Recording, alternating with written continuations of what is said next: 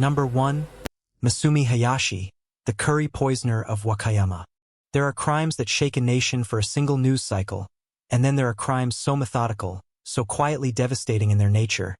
that the country which witnesses them finds itself unable to fully move on for decades to come. And the case of Masumi Hayashi belongs entirely and without question to that second, far more deeply troubling category, because what happened in the Sanobe district of Wakayama City on the evening of July 25, 1998, was not simply a criminal act but a rupture of something that Japanese society holds among its most sacred values, which is the idea of community trust, of shared space, of neighbors gathering in good faith around food and celebration without any reason whatsoever to fear the person standing beside them. Masumi Hayashi was born on July 22, 1961, and by the time the events of 1998 unfolded, she was a 37-year-old mother of 4 children, a woman who had worked as an insurance saleswoman, and who lived with her husband Kenji Hayashi in what was considered the most prominent house in their immediate neighborhood, a residence that stood out not just for its size but for the landscaped Japanese garden surrounding it and the BMW parked in the driveway, details that were quietly noted and quietly discussed by neighbors who found the family's visible affluence difficult to explain given what they knew of the couple's working history. Because Kenji had operated a termite extermination business before falling into apparent unemployment, and Masumi sold insurance policies, and neither of those careers would typically account for the lifestyle the household projected. The Hayashi family kept themselves at a remove from the tight-knit social world of Sanobe in ways that bred steady,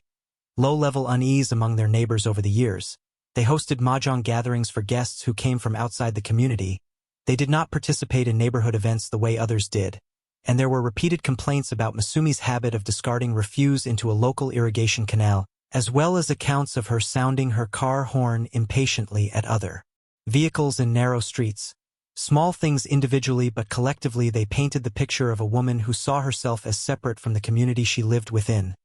a woman who neither sought nor offered the ordinary goodwill that holds such neighborhoods together. What was not known to those neighbors at the time, but would later emerge in devastating detail during the investigation and trial, was that the Hayashi household had a prior and deeply troubling relationship with the same chemical substance that would eventually bring the community to its knees, because Kenji's termite extermination work had given him access to arsenic, and the couple had allegedly been using that access for years to orchestrate elaborate insurance fraud schemes. Schemes that involved insuring the lives and health of acquaintances and then engineering situations in which those acquaintances fell ill, with the insurance payouts funding the comfortable lifestyle the neighborhood had long found puzzling. Prosecutors later argued, and courts ultimately agreed, that Masumi had been connected to at least 3 other instances of suspected arsenic-related poisoning prior to 1998, with the motivation in those earlier cases being financial gain through insurance claims, and she was even believed to have poisoned her own husband Kenji on at least one occasion as part of those schemes, a fact that speaks to the degree to which her relationship with this method of causing harm had become, over years, something systematic and deliberate rather than impulsive. The summer festival that became the scene of the 1998 poisoning was a matsuri, the traditional Japanese community celebration that serves as one of the most meaningful gathering points in neighborhood life across the country, an occasion where residents come together around food, music, and the simple act of sharing space and peace. And that year the women of Sanobe had prepared a communal pot of curry to be served freely to everyone who attended. 67 people consumed food at the festival that evening, and within a short time, those same 67 people began to experience severe physical symptoms that bore no resemblance to ordinary stomach discomfort. They were experiencing the physiological effects of arsenic poisoning, a substance that in sufficient quantities disrupts the body's cellular processes and causes a rapid and frightening deterioration of a person's physical condition. People were rushed to a clinic located approximately 100 meters from the festival site, but for 4 of those who had eaten the curry, medical intervention was not enough. The 4 who lost their lives that evening were 64-year-old Takatoshi Tananaka, who served as the council president of the Wakayama Neighborhood Association, 53-year-old Takaki Tanaka, who was the council vice president, 10-year-old Hirotaka Hayashi, a child whose entire life had stretched across barely a decade, and 16-year-old Miyuki Tori, a young woman who had attended the festival with no reason in the world to suspect the evening would be her last. The remaining 63 survivors were hospitalized and treated for acute arsenic poisoning, and many of them carried the physical and psychological consequences of that night with them for years afterward. The investigation that followed moved quickly in its initial focus, because a witness at the festival reported having seen Masumi Hayashi standing near the curry pot during a period when she was alone with it, and because her husband's professional background meant that arsenic was already known to be present in their household,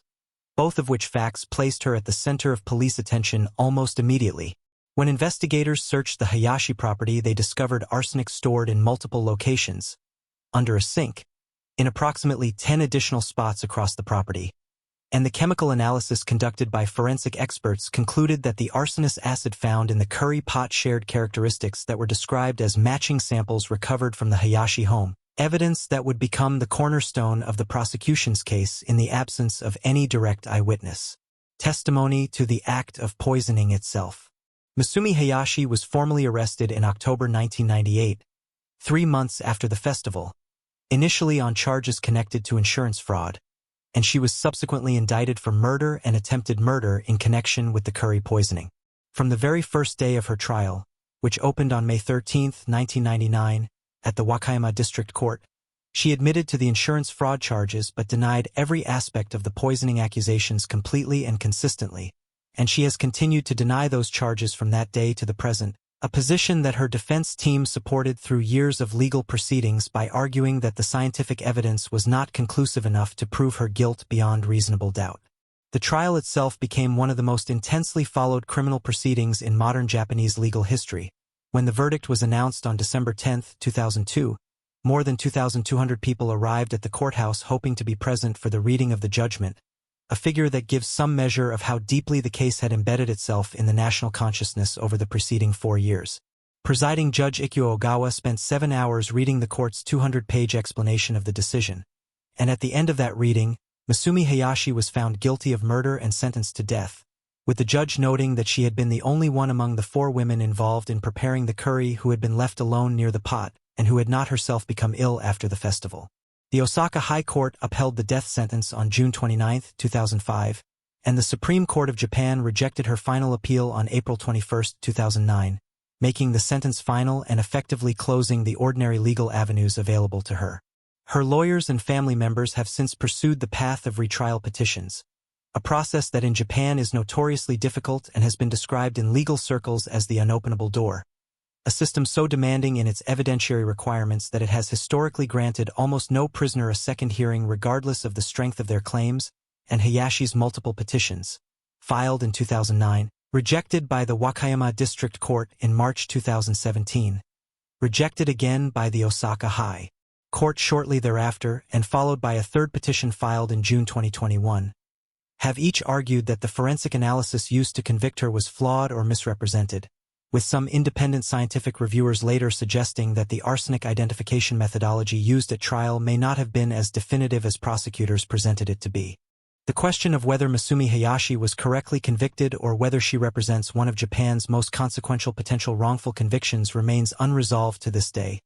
and it sits at the heart of an ongoing public debate about the reliability of the evidence that put her on death row. What is not in debate is the scale of the suffering that the 1998 poisoning caused. For people lost their lives at a community gathering that was supposed to be a celebration. 63 others were hospitalized, and the ripple effects of the incident spread far beyond the Sano district in ways that no one could have fully anticipated. The poisoning triggered a wave of copycat incidents across Japan in the months that followed, a disturbing social phenomenon in which the methods used in Wakayama were imitated by other individuals across the country, and in at least one such copycat case, a person lost their life after consuming a commercially available drink that had been tampered with using cyanide. Number 2, Kane Kojima, the Kankatsu killer. Japan is a country where loneliness has been studied, documented, and mourned as a genuine social crisis, where the government has at various points appointed ministers specifically tasked with addressing the epidemic of isolation that runs quietly through its cities. And it was precisely into that landscape of quiet desperation and longing for connection that Kane Kojima inserted herself, not as a solution to loneliness but as someone who exploited it with calculation that the courts and the public would spend years trying to fully comprehend. Kojima was born on November 27, 1974, in Nakashibetsu, a small town in the Hokkaido prefecture of northern Japan, and from the outside her early biography carried nothing that would suggest the path her life would eventually take. because she was by all accounts an intelligent young woman who after high school gained admission to the University of Tokyo, one of the most prestigious and competitive academic institutions in all of Asia, a fact that set her apart from the vast majority of her peers and suggested a future of professional accomplishment and stability. She dropped out of the university without completing her degree, a decision whose specific circumstances were never fully explained publicly, and from that point her life took on a pattern of financial instability and professional drift that stood in stark contrast to the image she worked carefully to project in public. Because Kojima maintained a blog during the years preceding her arrest in which she described a life of warmth, domesticity, and contentment. Detailed accounts of elaborate, home-cooked meals, of domestic pleasures, of the kind of nurturing femininity that Japanese cultural ideals have historically valued in women, while the reality behind those posts was one of mounting debt, precarious part-time employment, and a growing dependence on extracting money from the men she cultivated relationships with through online dating platforms. She operated under an alias, Yoshikawa Sakura, and presented herself to the men she met online as the daughter of a University of Tokyo professor, driving a Mercedes-Benz, projecting an image of educated refinement and comfortable living that bore almost no resemblance to her actual financial situation, and it was this constructed persona, carefully maintained across multiple simultaneous relationships, that formed the foundation of a scheme that prosecutors would ultimately argue had crossed the line from fraud into something far more irreversible. The word konkatsu in Japanese refers to the active, deliberate search for a marriage partner, a socially sanctioned form of partner seeking that carried particular appeal among older, single, and often lonely men who had not found stable romantic partnerships and were willing to invest emotionally and financially in relationships that seemed to hold the promise of companionship and family. And it was on the websites and services designed for this purpose that Kojima conducted her activities, meeting men who were often significantly older than her, who were eager for connection, and who were willing to extend financial trust to a woman who presented herself as warm, domestically gifted, and genuinely interested in building a life with them. The first confirmed suspicious death connected to Kojima was that of Sadao Fukuyama, a 70-year-old man whose body was discovered in August 2007 at his home in Matsuda, Chiba Prefecture, reportedly in a state of undress, having transferred approximately 74 million yen to Kojima before his death,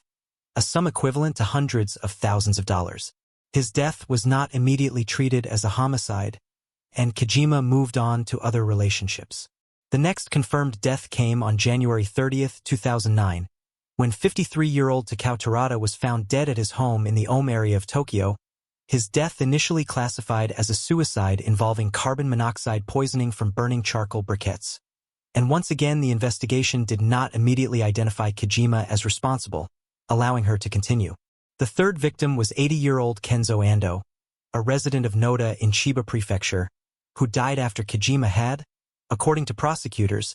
taken money from his accounts without his consent and feared that he would discover and demand repayment. And then on August 6, 2009, the body of 41-year-old Yoshiyuki Oid was discovered in a rental car in a parking lot in Fujimi, Saitama Prefecture. And it was the circumstances of this discovery,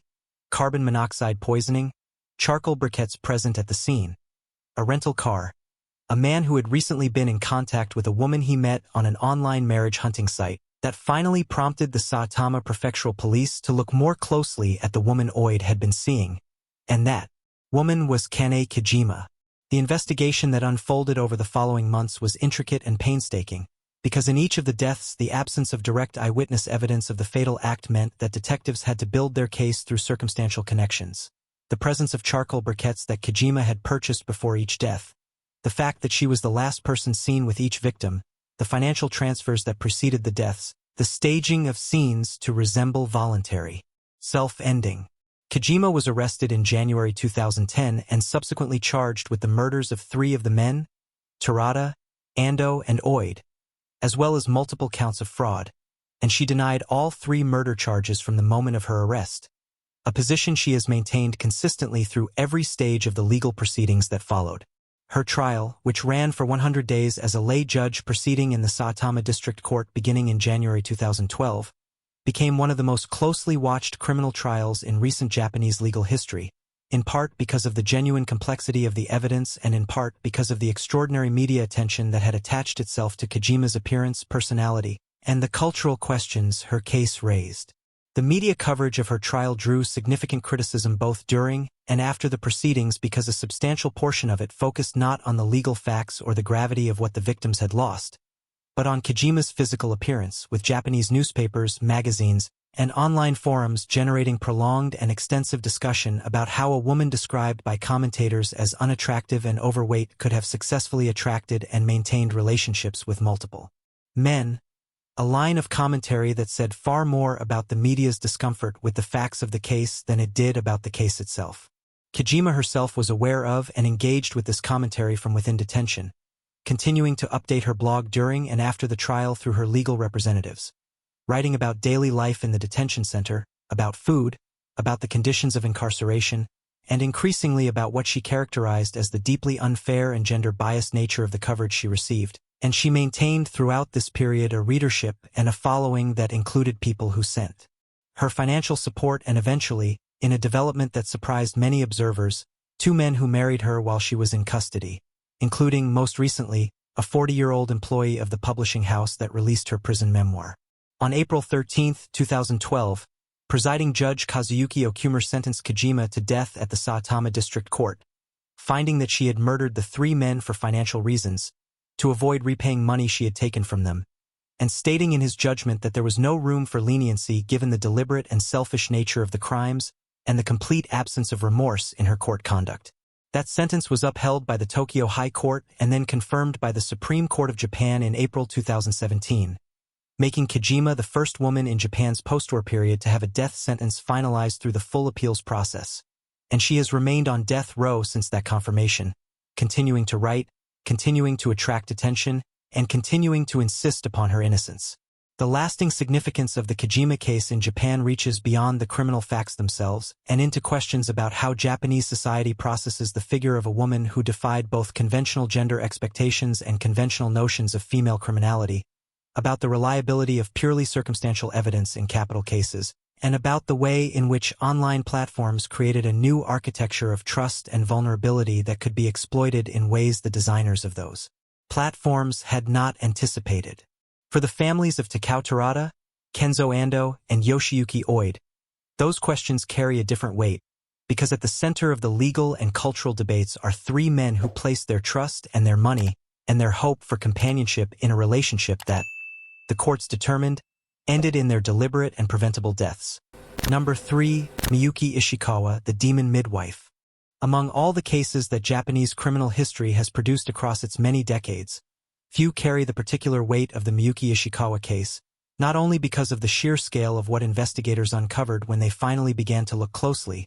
but because of what the case revealed about the conditions under which such things become possible, about the intersections of poverty, post-war desperation, institutional failure, and the willingness of authority to look away when the victims are small and voiceless and belong to families considered too poor and too marginal to demand accountability. Miyuki Ishikawa was born on February 5, 1897, in the village of Honjo in Miyazaki Prefecture, in the southern region of Japan,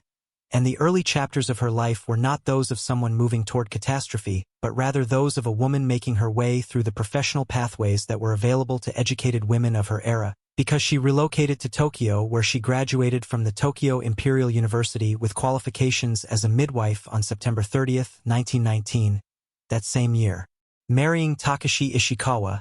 a former military sergeant who had served with what would become the Tokyo Metropolitan Police Department. She rose through her profession to become the director of the Kotobuki Maternity Hospital in Tokyo, a position of trust and responsibility that placed in her hands the care of the most vulnerable possible patients, newborn infants and their mothers, and for years she performed the visible functions of that role without attracting the attention of authorities or the suspicion of the families who brought their newborns to her care. The period during which Ishikawa's crimes unfolded was one of extraordinary hardship in Japanese society, because the years following the end of the Second World War had left the country in a state of severe economic collapse, with widespread poverty, food scarcity, and social disruption that placed enormous pressure on families at every level of Japanese life. And among the consequences of that pressure was an increase in the number of infants brought to maternity facilities by parents who, in Ishikawa's own framing of events, were too poor to raise their children and were therefore leaving those children in professional care. What Ishikawa appears to have recognized, in a logic that was as cold as it was calculated, was that in this environment of desperation and institutional overload, the death of an infant in her care was something that could be attributed to natural causes, certified by a cooperative physician, and transformed from a tragedy into a revenue stream. Working alongside her husband Takashi and a doctor named Shiro Nakayama, Ishikawa developed a scheme in which infants who were brought to the Kotobuki hospital, many of them from families who had explicitly or implicitly indicated they could not afford to raise a child, were allowed to die through deliberate neglect, after which Takashi would approach the families and present the payment for the death as economically rational on the grounds that the cost of paying now was less than the cost of raising a child to adulthood. Nakayama would then issue falsified death certificates attributing the deaths to natural causes, allowing the cycle to continue without triggering any formal investigation. Other midwives at the hospital became aware of what was happening, and several left rather than participate, but none of them reported what they had seen to authorities. A silence that allowed Ishikawa to continue for years, and that speaks to the degree to which the institutional and social environment of post-war Tokyo was not structured to receive or investigate such reports. The exact number of infants who lost their lives under Ishikawa's direction is one of the most disturbing uncertainties in the entire case, because the estimates range from a low of 85 to a high of 169, with the number most commonly cited by historians and criminologists being approximately 103. Though the final judgment of the court recognized only 5 victims, the indictment alleged 27, and police investigations pointed to a figure of 84. The discrepancy between those numbers is itself a product of the falsified records and the institutional failures that allowed Ishikawa's operation to function for so long without detection. The case came to light not through any organized investigation or whistleblower but through pure accident, when on January 12, 1948, 2 police officers from the Was-Ida precinct, conducting a routine patrol that had nothing to do with the Kotobuki hospital, came across a package containing the remains of 5 infants, and the autopsies that followed confirmed immediately that none of the 5 had died of natural causes. The investigation that followed led quickly to Miyuki Ishikawa, and she and Takashi were arrested on January 15, 1948. The trial that followed produced a result that shocked even those who had followed it closely, because Ishikawa's defense argued successfully that she had not acted with the intent that constitutes murder but rather through neglect and omission, and the court accepted a version of this framing in its judgment, which ultimately sentenced her to 8 years in prison, a sentence subsequently reduced to 4 years on appeal to the Tokyo High Court, with her husband Takashi receiving a 2-year sentence and the physician Nakayama receiving a separate penalty for his role in certifying the fraudulent death records. The sheer brevity of those sentences in proportion to the scale of what investigators believed had occurred produced public outrage that echoed across the country, with commentators and legal observers expressing disbelief that what appeared to be one of the most prolific instances of deliberate infant death in modern Japanese history had resulted in a prison term shorter than that which many property crimes carried. The Ishikawa case had consequences that extended into Japanese law itself, because the public discussion that erupted in the immediate aftermath of her arrest and trial contributed directly to the legislative debates that led to the passage of the Eugenic Protection Law in June 1949, which legalized abortion in Japan under specific conditions including economic hardship, a legal shift that was explicitly influenced by the argument, advanced by some who supported Ishikawa's defense, that if desperate families had legal access to pregnancy termination services, the circumstances in which Ishikawa's scheme had operated would not have existed. Miyuki Ishikawa served her 4-year sentence and was released, living for decades afterward in obscurity, dying on May 30, 1987, at the age of 90. She was never publicly confronted with the full weight of what investigators believed she had been responsible for, and the families of the infants whose deaths were attributed to her received no formal acknowledgement proportionate to what they had lost. She remains, by the accounting of most criminal historians, the most prolific serial killer in the recorded history of Japan,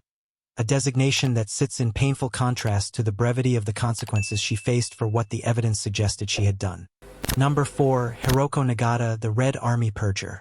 In the early 1970s, Japan was living through a period of intense political turbulence, in which radical leftist movements had taken on a militancy that brought them into violent confrontation with the state and, in one of history's darkest ironies, with each other. The United Red Army, or Rengo Sekigun, was a far-left organization formed in 1971 from the merger of two earlier radical groups, and it operated from a position of revolutionary ideology that demanded total ideological purity from its members. A demand that would, in the winter of 1971 to 1972, result in a series of internal killings so extreme in their nature that they shocked even those within Japan's radical political community. At the center of those killings was Hiroko Nagata. Born on February 8, 1945, in Tokyo, Nagata grew up in the post-war period during which leftist politics exerted a powerful pull on a generation of young Japanese who were processing the trauma of defeat, occupation, and the moral weight of the country's wartime conduct. She was an academically serious young woman who pursued training as a pharmacist at what was then the Keiretsu College of Pharmacy in Tokyo, and it was through the student political movements that surrounded her academic life that she became drawn into the far-left organizing that would eventually lead her to the United Red Army. By 1972, she had risen to the position of vice chairman of the URA, making her one of its most senior figures alongside the group's chairman, Sunio Mori. The URA had retreated to a remote compound in the mountains of Gunma Prefecture during the winter of that year as police pressure on the organization intensified, and it was in this isolated setting, cut off from outside contact, existing under conditions of extreme physical hardship in the freezing mountain winter, that Nagata and Mori initiated a process that they described in ideological terms as a purge, a cleansing of the organization of members who were deemed insufficiently committed to the revolution. What this meant in practice was the systematic targeting of individual members for criticism, punishment, and ultimately elimination based on accusations that were frequently arbitrary, sometimes personal, and often impossibly vague in their formulation. The process was called Sukatsu, or general review, and it involved members being singled out, criticized in group settings, and subjected to escalating physical punishment under the justification that they were being corrected and purified. Nagata played a central and directing role in deciding who would be targeted and what would happen to them. Court findings established that she was particularly focused on members whom she felt paid too much attention to their personal relationships and not enough to revolutionary commitment, and that her targeting decisions were shaped in part by personal animosities. Several members were condemned on grounds that can only be described as trivial. One person was reportedly condemned for asking for tissue paper while in their sleeping bag, a request that Nagata interpreted as carrying unacceptable personal or sexual significance. Another member, a young woman who was considered attractive and who was well-liked by other members, was targeted and killed in what investigators later characterized as motivated in part by Nagata's personal jealousy. In the second week of February 1972,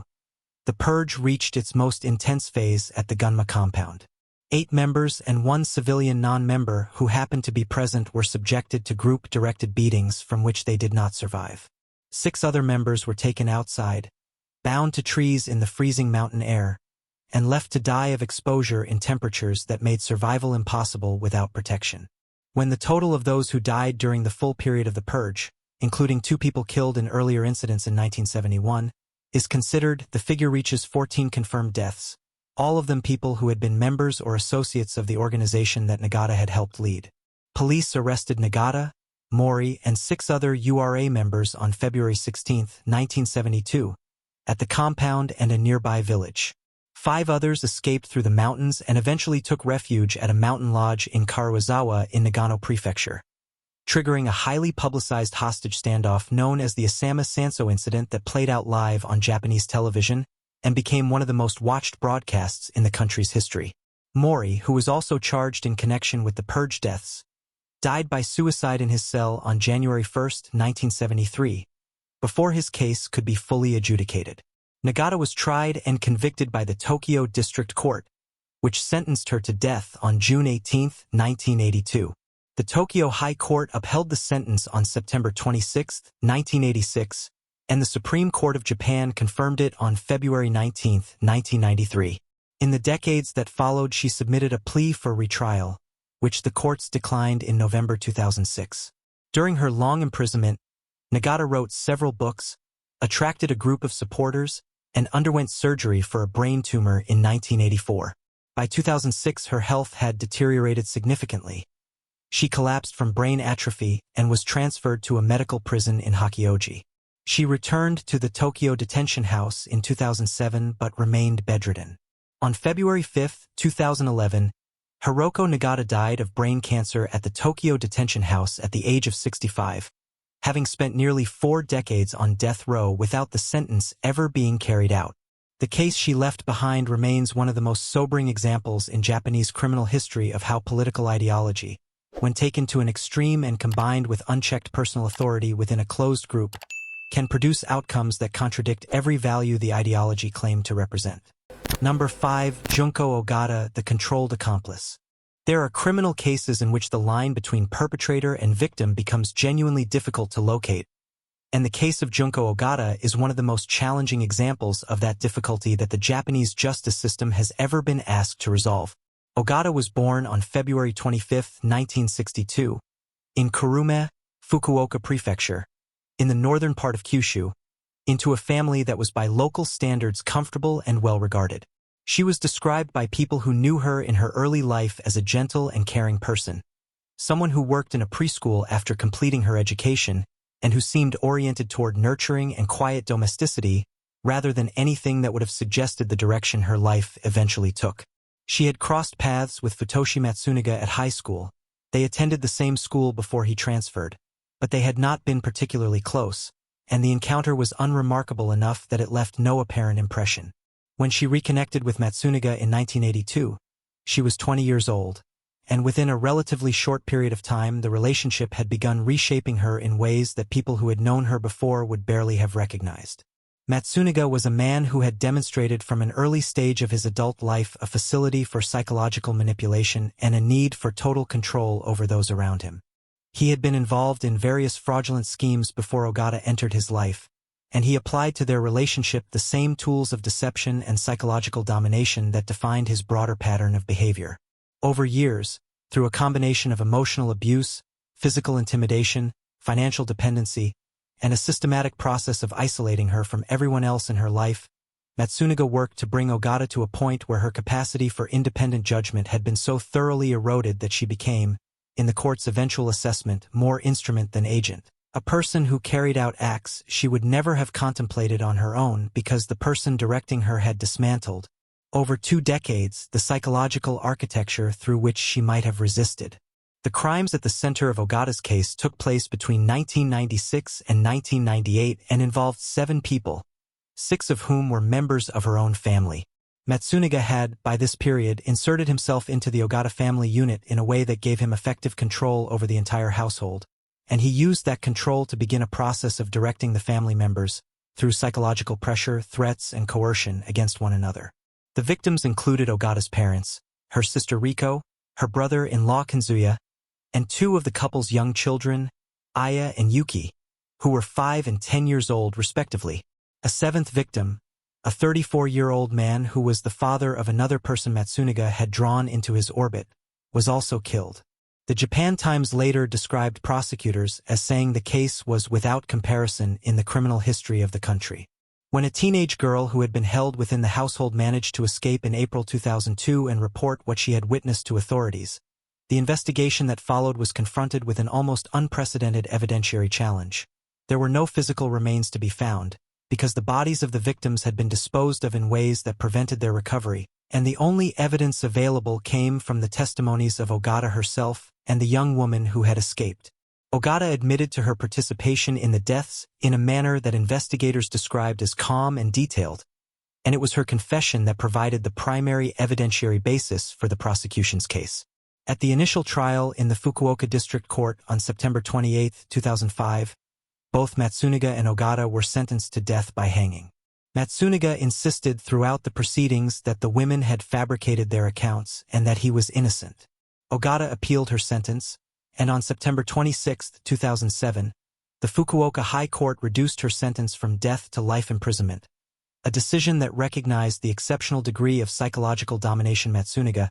had exercised over her throughout the period in question and concluded that the master-subordinate relationship between them meant that Ogata's culpability, while real and serious, was of a fundamentally different character from Matsunaga's. Prosecutors appealed that reduction to the Supreme Court, which upheld the life sentence in a decision that was notable for its careful engagement with the question of how the justice system should respond when a perpetrator has been simultaneously victimized to a degree that calls simple moral agency into question. Junko Ogata remains in prison serving a life sentence. Futoshi Matsunaga was sentenced to death and his sentence has been finalized. The case prompted significant discussion in Japan about coercive control, about the psychological mechanisms through which a person can be brought to participate in acts entirely foreign to their prior character, and about the responsibility of the justice system to account for that reality without abandoning accountability entirely. Number 6. Miyoko Sumida, the Black Queen Bee of Amagasaki. In the residential neighborhoods of Amagasaki,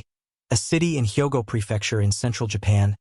Miyoko Sumida built over the course of more than 2 decades a structure of control so total and so carefully maintained that the people caught within it lost, by degrees, both their financial independence and their capacity to act in their own interest. Sumida was born on October 12, 1948, and her methods of operation placed her in a category that criminologists sometimes describe as a coercive controller, someone whose criminal activity is sustained not by direct physical force alone, but by a system of psychological domination, manufactured dependency, and strategic fear that makes those within the network function as extensions of the controllers will rather than as autonomous individuals. The Japanese media, when the case finally came to light in 2011, reached for more vivid language, describing her as the Black Queen Bee, the female monster, and the Empress of Murder, and describing the extended family network she had assembled around herself as the Piranha family. Names that captured something of the shock that the case produced in a society that was accustomed to thinking of serious organized crime as a predominantly male domain. The crimes associated with Sumida began, by investigators' estimates, as far back as 1987, with the disappearance of a woman that was later connected to the wider pattern of what was happening within Sumida's orbit. Over the following 2 decades, at least 8 people were confirmed to have died as a result of what investigators described as a combination of assault, confinement, starvation, and physical deprivation. The victims who could be identified included Hisayoshi Sumida, 51 years old, Kazuko Oe, 66, Jiro Hashimoto, 54, Mitsui Ando, 71, Mariko Nakashima, 29, and Takashi Tanimoto, 68. As well as others whose remains were discovered in circumstances that made identification difficult. Sumida's method was not the direct method. She did not carry out physical acts herself in most instances. Instead, she built a network of people around her, including family members and individuals she had brought into dependency through financial manipulation and psychological pressure, and she directed that network in ways that made its members responsible for carrying out acts on her behalf while she maintained a position of orchestrating authority. The crimes were motivated primarily by financial gain, insurance claims, pension fraud, and the systematic extraction of money from people who had been brought into the household's orbit and stripped of their ability to leave. Sumida operated across 7 Japanese prefectures, including Hyogo, Kochi, Kagawa, Okayama, Shiga, and Kyoto, which speaks to the geographic range over which her network extended. One particularly revealing detail from the investigation involved a group gathering in July 2005 at the edge of a 30-meter cliff overlooking the ocean, at which 9 people, including Sumida, gathered for what was described as a photo session. A man present at the gathering reportedly fell to his death, and investigators later determined that witnesses described him as having been coerced into the act. Sumida's luxurious condominium, filled with expensive furniture and located on the top floor of an 8-story building in Amagasaki, was itself a kind of symbol of the financial engine that her crimes represented,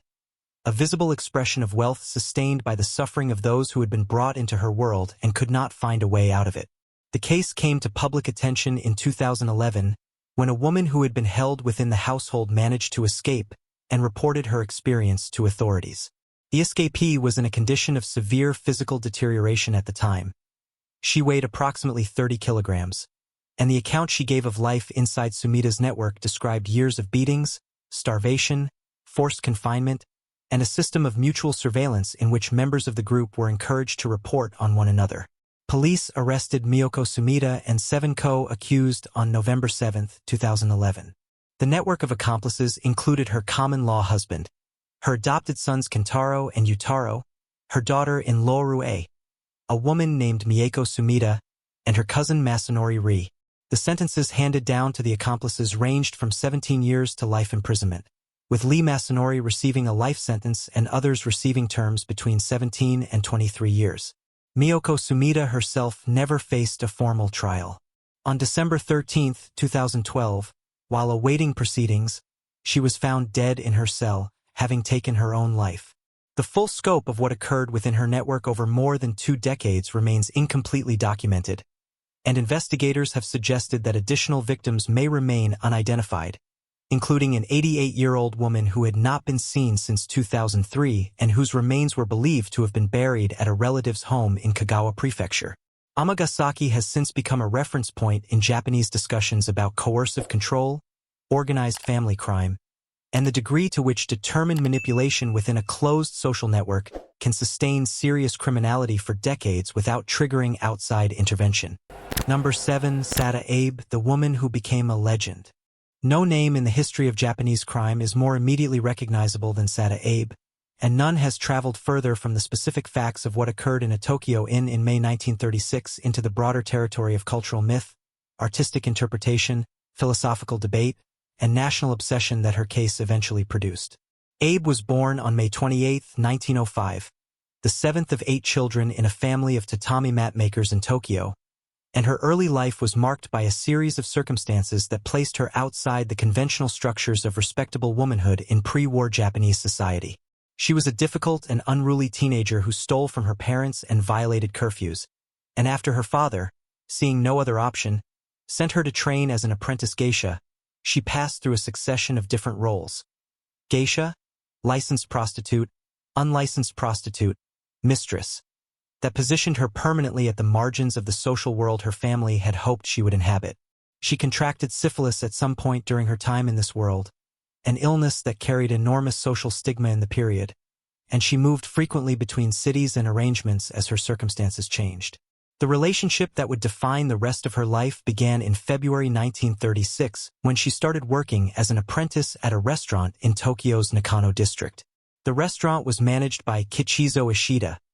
a married man who was known for his extramarital pursuits and who quickly noticed Abe. Their affair began by mid-April of 1936, and it developed into something that both of them described during her subsequent interrogation as intensely passionate and mutually obsessive. By late April, they had left the restaurant together and taken up residence in a room at a Tokyo inn,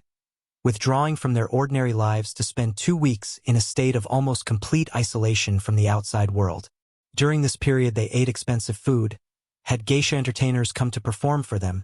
and engaged in increasingly extreme intimate encounters that included, by both their accounts, experiments with deliberate restricted breathing that they both found intensely pleasurable and that became a recurring feature of their time together. Ishida's condition deteriorated as the fortnight progressed, and he took sedative tablets to manage discomfort,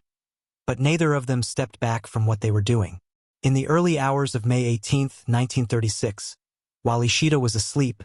Sada Abe used the sash from her kimono to end his life. She later told investigators that she had done so not out of anger or hatred but out of a form of love so possessive and so all-consuming that she could not bear the thought of him returning to the world, to his wife, to other women, and that by ending his life she was preserving for herself something that she knew could not otherwise survive the ordinary return to reality. She remained in the room for several hours afterward, then took a knife from the kitchen and removed parts of Ishida's body, wrapping them and carrying them with her when she left the inn, again in an act she later explained as a form of keeping him with her permanently. She instructed the inn staff not to disturb the room, left the premises, visited a former lover to offer a somewhat cryptic apology, and spent 3 days moving through Tokyo before being located and arrested by police on May 20, 1936. She was calm when found, confirmed her identity without resistance, and in the room where she was staying investigators found the evidence she had been carrying. The interrogation that followed generated testimony that Japanese society, already tightly censored and operating under the conservative social norms of a militarizing empire, found entirely unprecedented in its explicitness. Japan as a nation became, almost overnight, fixated on the story. One newspaper described the phenomenon as Sadamania. Young women who followed the case closely were called Sada fans, and the courtroom proceedings that began on November 25, 1936, drew crowds who gathered for hours before the courthouse opened simply for the chance to witness the proceedings. Even one of the 3 judges hearing the case later acknowledged, having been affected in unexpected ways by the explicit nature of the testimony he had been required to hear. Abe wore a distinctive conical hat entering and leaving the courtroom in an apparent attempt to shield her face from the crowds and photographers gathered outside. On December 21, 1936, she was found guilty of second-degree murder and mutilation of a corpse. The prosecution had sought a 10-year sentence. The court handed down 6 years, and Abe served 5 of them before being released in late 1940, with her sentence commuted in part due to wartime administrative changes and good behavior. After her release, she briefly engaged with the public attention her case still drew, writing an autobiography that was read widely, but over the following decades she withdrew from visibility almost entirely. She was reported as still living in 1970, but by that point had disappeared from any verifiable public record, and her ultimate fate remains unknown. What remained was the story, a story that has been adapted into novels, films, academic analyses, and philosophical meditations, that has been debated by feminist scholars as a case study in the relationship between female desire and patriarchal social structure, and that has never fully left Japan's cultural consciousness in the 9 decades since it first unfolded. Sada Abe killed 1 person, served 5 years in prison, and became one of the most written about women in the history of Japanese culture. A fact that says as much about the society that received her story as it does about the woman herself. Number 8. Nevada Tan, the schoolgirl who shocked a nation. On the morning of June 1, 2004, at Okubo Elementary School in the city of Sasebo in Nagasaki Prefecture, Japan, a 12-year-old girl named Satomi Mitarai lost her life in circumstances that would prompt an entire country to look again at the pressures building within its school system, within its internet culture, and within the lives of children who were growing up in ways that adults around them had not fully recognized or understood. The person responsible for Satomi's death was her 11-year-old classmate, Natsumi Tsuji, who became known to the world under an internet nickname that neither she nor anyone who knew her had chosen, Nevada Tan, a name derived from a class photograph in which she was wearing a hooded sweatshirt bearing the word Nevada across the chest, combined with the Japanese honorific suffix tan, a variation of the affectionate term of address-chan. The nickname and the meme culture that grew around it in the weeks following the incident became part of a cultural conversation that continues to this day about how the internet processes tragedy, about the difference between notoriety and understanding, and about what it means when a child becomes famous for the worst thing she ever did. Natsumi Tsuji was born on November 21, 1992, and by the time of the events of 2004 she was attending 6th grade at Okubo Elementary School, where she was regarded by teachers as an exceptionally capable student with an IQ assessed at approximately 140, who also excelled at sports, particularly basketball, and who to all outward appearances led the kind of organized, engaged school life that adults in her community saw as entirely unremarkable. Her friendship with Satomi Mitarai had been one of the closer relationships in her social world. The two had been friends for years and were frequently seen together. But in the weeks leading up to June 1st, a series of online exchanges had introduced a friction between them that would, in Tsuji's account of events, escalate into something she could neither contain nor rationally process. The conflict began in May 2004, during an online diary exchange that was a common form of informal social connection among young people at the time, in which Tsuji discovered that people in her friend group, including Satomi, had been making comments she experienced as dismissive and mocking, calling her buriko, a Japanese term that translates roughly as affected or putting on airs, and making broader remarks about her that she found deeply hurtful. Tsuji later told investigators that she had begun thinking about harming Satomi around May 28, for days before the incident, and that she had considered several different possibilities before settling on her eventual course of action. On the morning of June 1st, during the lunch hour, Tsuji asked Satomi to accompany her to an empty study room on the 3rd floor of the school. She told Satomi she wanted to play a game with her. In the room, with the curtains drawn, the encounter that followed ended with Satomi being fatally injured with a box cutter that Tsuji had brought to school. A teacher who noticed Satomi's absence went to the corridor and found Tsuji standing there silently, her clothing marked with evidence of what had happened. Tsuji did not resist or attempt to flee. When questioned, she immediately admitted to what she had done and expressed repeated apologies, telling those around her that she had done a very bad thing. Satomi Mitarai, 12 years old, the youngest daughter in her family, who had lost her mother to cancer in September 2001, and lived with her father and brothers, did not survive. The investigation that followed was complicated from the start by Japan's legal protections for juvenile offenders. Tsuji's real name was not released to the media,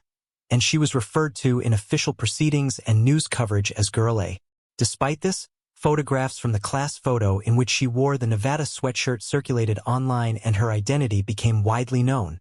with the Nagasaki District Legal Affairs Bureau issuing cautions against the spread of her images. She was subsequently diagnosed with Asperger's syndrome, a condition on the autism spectrum, a development that brought into the public conversation questions about communication difficulties, social interpretation, and whether adequate support and intervention had been available to her. On September 15, 2004, a Japanese family court, acknowledging her young age but finding that the gravity of the crime required a serious institutional response, ruled to commit Tsuji to a reformatory in Tochigi Prefecture. She received an initial commitment of 2 years, which was extended by a further 2 years in 2006. She was released from the institution in 2008, and in 2013 her family relocated to an undisclosed location under a new identity. The Sasebo slashing, as the case is formally known in Japan, triggered a national conversation about the minimum age of criminal responsibility, which had already been lowered from 16 to 14 in 2000 following another high-profile case, and about what society's obligations are toward children who commit serious acts. It also produced an uncomfortable public reckoning with the way online spaces were shaping the social and emotional lives of young people in ways that adults were only beginning to understand, and with the question of how grief and community should respond when the person responsible for a tragedy is someone who was, in every formal and developmental sense, still a child. Number 9. Kyoko Nakai, the dating club arsonist.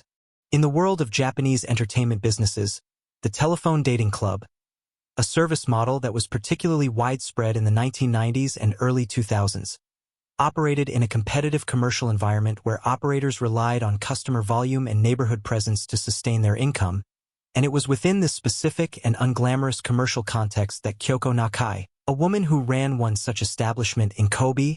made a decision that crossed from business rivalry into criminal catastrophe in a way that she would spend years insisting she had never intended. Nakai was 66 years old at the time of the incident that brought her before the courts, and she had been operating in the telephone dating club industry long enough to understand the competitive dynamics that shaped it, the way that a rival establishment drawing customers away could meaningfully affect income, the way that reputation and location mattered in a business model dependent on foot traffic and word of mouth. The business she regarded as her primary rival was called Rin Rin House, and it operated 2 premises in Kobe,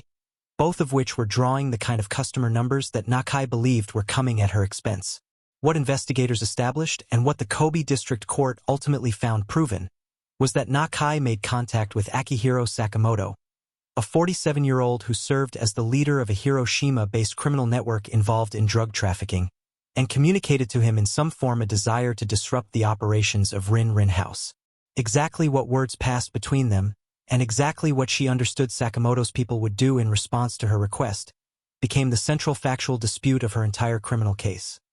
Nakai consistently denied throughout every stage of the proceedings that she had asked anyone to set fire to anything, and argued that there was no credible evidence of any conspiracy between her and Sakamoto to commit arson. The court, however, found otherwise. On March 2, 2000,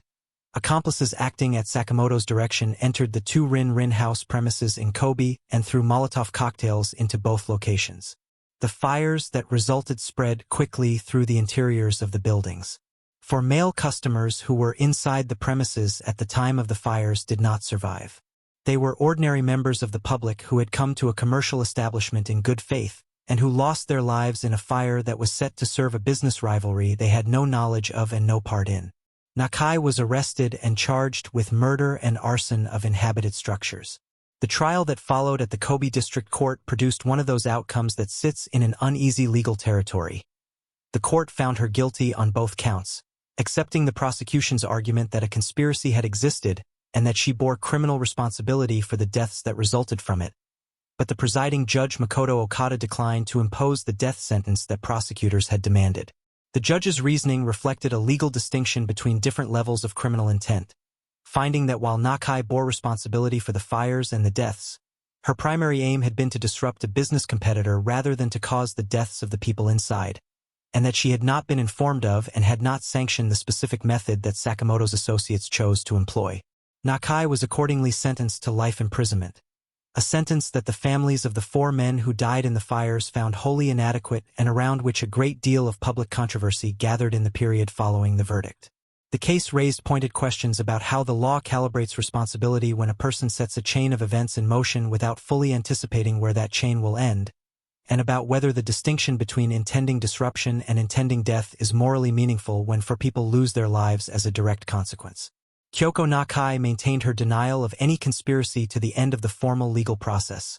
a position that made the life sentence she received feel, to many observers, like a verdict she never accepted as legitimate. The 4 men who entered Rin Rin House on the evening of March 2, 2000, and did not leave it alive, remain the human center of a case that spent too much of its public life focused on the legal arguments surrounding the woman who was held responsible for their deaths. Number 10. Chisako Kakihi, the Black Widow. There is a particular kind of trust that develops when an elderly person meets someone through a matchmaking agency. A trust built on the assumption of shared vulnerability, shared longing, and a shared desire for companionship in the later stages of life. And it was precisely this trust, in its most specific and intimate form, that Chisako Kakihi spent more than a decade systematically exploiting in order to accumulate what investigators would eventually calculate as the equivalent of approximately $9 million in insurance payouts, inheritances, and financial transfers from men who believed they had found a life partner and who died before they had any opportunity to understand what had actually happened to them. Kakihi was born in 1939 in Japan and grew up to live what appeared from the outside to be a broadly conventional life. She was married for 25 years to a first husband before he died of an illness in 1994, a death that left her a widow at an age when remarriage was not unusual but when the social expectation was that it would be sought through legitimate channels. She had previously worked at a printing factory, and it was during this period of employment that she had access to potassium cyanide, a chemical compound used in certain industrial processes, and investigators later established that this was the source of the poison she would use in the killings for which she was ultimately convicted. By 2007, Kakihi had joined a matchmaking agency through which she stipulated very specific preferences for potential partners.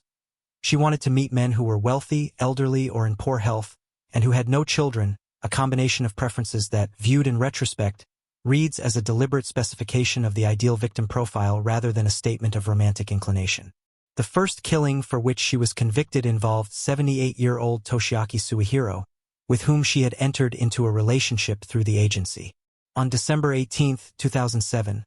Kakihi had lunch with Suihiro and his children. Suihiro routinely took health supplements, and Kakihi used this routine as a mechanism for introducing a cyanide capsule into his intake without drawing attention. Within 15 minutes of lunch ending,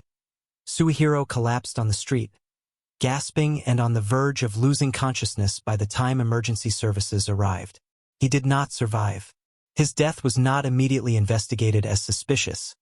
a pattern that would repeat itself with Kakihi's subsequent victims, because the initial assessment attributed his collapse to natural causes and no autopsy was performed. This absence of immediate forensic scrutiny was a circumstance that served Kakihi extremely well across the years that followed, because it meant that the pattern of deaths around her accumulated without triggering the kind of investigative response that might otherwise have come far earlier. The victim who finally brought the investigation into focus was her most recent husband, 75-year-old Isao Kakihi, whom she had married in late 2013. Within weeks of the marriage, in December 2013, Isao Kakihi collapsed and died. When police examined the cause of his death, they found cyanide,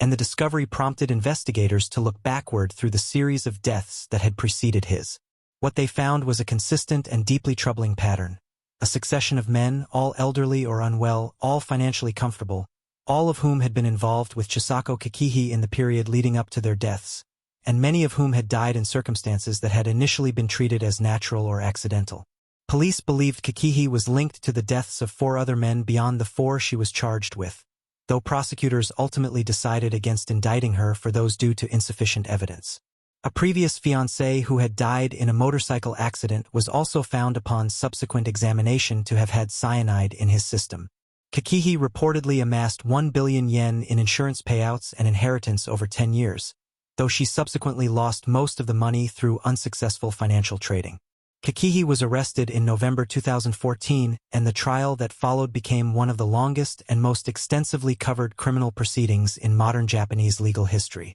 A complicating factor that emerged early in the trial process was the question of her mental fitness. Her legal team argued that she was in the early stages of dementia and was therefore incapable of meaningfully participating in her own defense, a claim that produced months of psychiatric evaluation and legal argument. The Kyoto District Court ultimately determined that she retained sufficient capacity to be held responsible for her actions, and that the dementia diagnosis did not constitute grounds for a reduced sentence. Judge Ayako Nakagawa ruled that Kikihi would hang for the murders of 2 common-law boyfriends and her husband,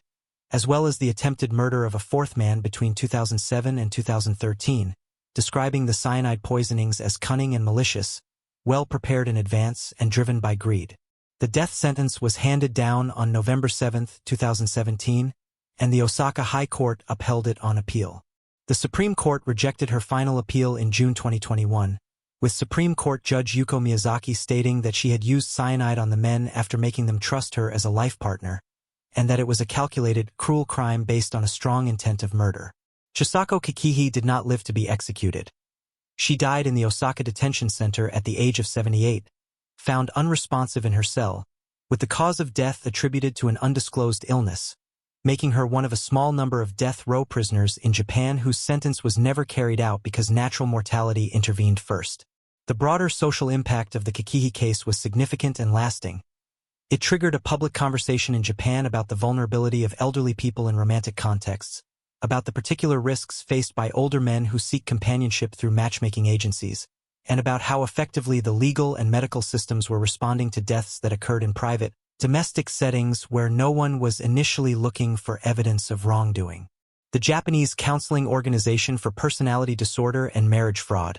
a Tokyo-based support group, reported a sharp increase in inquiries from elderly people and their families in the period following Kikihi's arrest,